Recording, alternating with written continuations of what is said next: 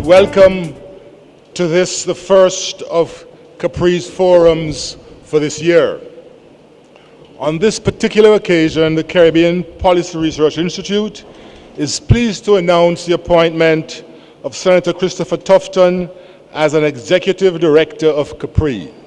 Senator Tufton, as I think all of you know, is a former minister and was a lecturer in the Department of Management Studies at Mona. He is a graduate of the University of the West Indies, has a master's degree in marketing from Georgia State University, and a doctorate in business administration from the Manchester School of Business.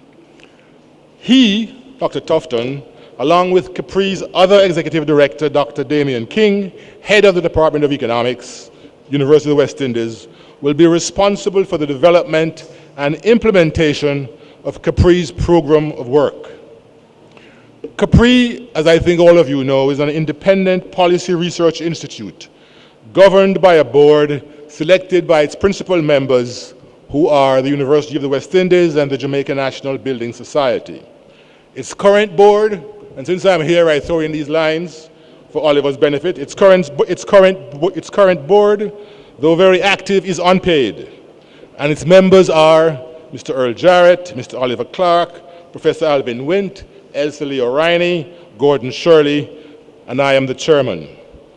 Capri is committed to policy research for the entire English-speaking Caribbean and intends to interact with the public and policymakers on a regular basis through forums such as this on matters critical to the development of Jamaica and the region.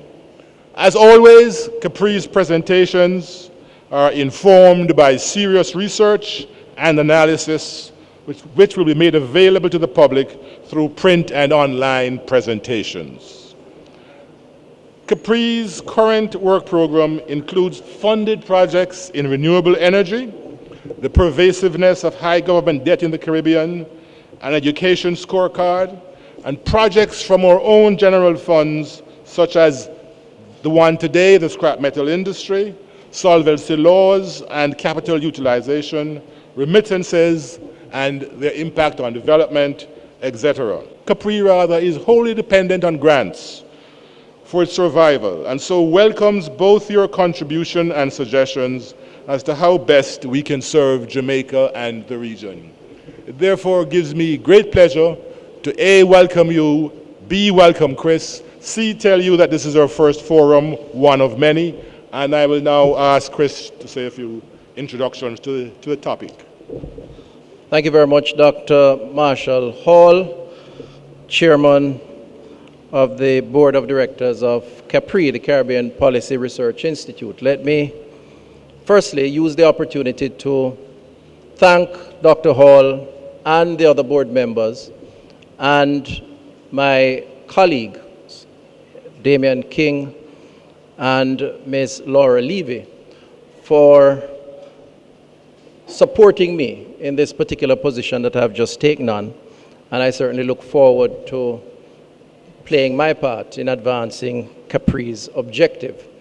Welcome to you all, ladies and gentlemen, here at Carter Hall in Halfway Tree, and those of you who are listening in Radioland. Today we are looking at the 10 steps to a scrap metal trade solution. Now, it's a little ironic that having worn another cap as Minister of Industry, Investment and Commerce and presiding over the challenges of the scrap metal industry, which included the temporary ban on the industry, not the first or the second, the third ban that had to be implemented or imposed by a government of the day. I am now working with this non-profit, non-political organization, Capri, to support research, quality research that has been done looking at this very important industry to Jamaica and prescribing an approach forward. Jamaica, of course, is not the only country where the scrap metal trade, and in particular scrap metal exports, have been a controversial issue. It's not the only country where there has had to be a shutdown of this industry, not once, but in this instance, here in Jamaica, on several occasions. Not the only country in the world where we have had to impose, but as this piece of work will show, throughout the world, situations where the scrap metal trade has posed both a risk and an opportunity to sections of the respective societies where these operations take place. In other words, in my introductory remark, let's be clear, this is not just a Jamaica problem. The scrap metal trade and the positives and negatives of that trade is indeed a global challenge.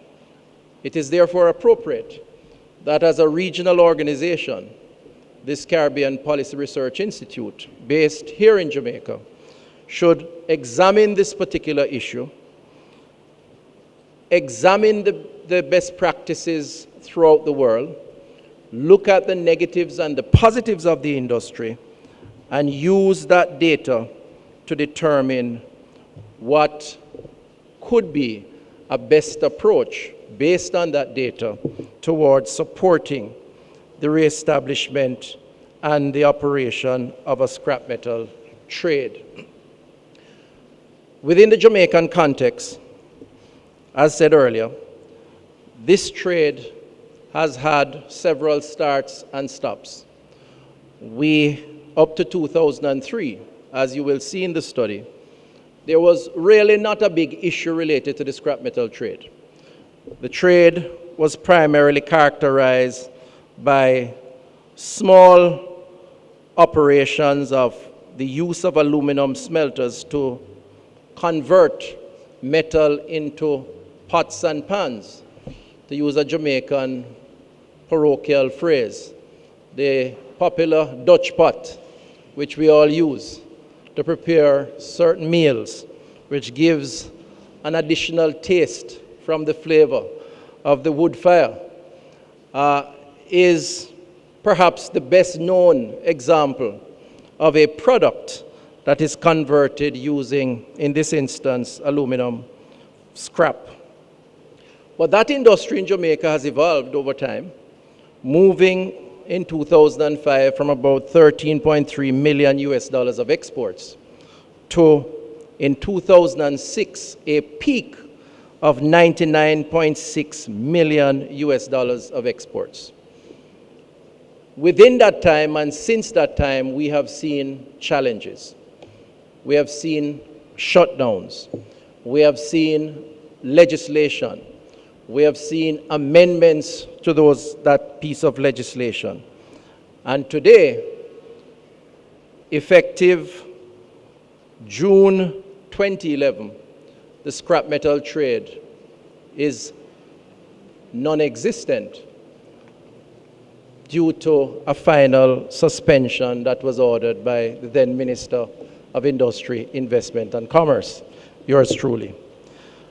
My colleague and friend, Dr. Damian King, in his wisdom and in Capri's wisdom, during that period, I was not at Capri at the time, but I endorsed fully the study, decided that this was an important issue and took the decision to engage the intellectual capacity of Capri to examine the issue, and today we'll present an overview of the industry, the global trends, the global issues, the global challenges and opportunities in the industry, how that relates to Jamaica, and 10 points, 10 recommendations that could see a resumption of that industry in an orderly manner, and that could enhance the economic activity within the country, and at the same time, safeguard against the deviants that have caused challenges for the industry resulting in its shutdown.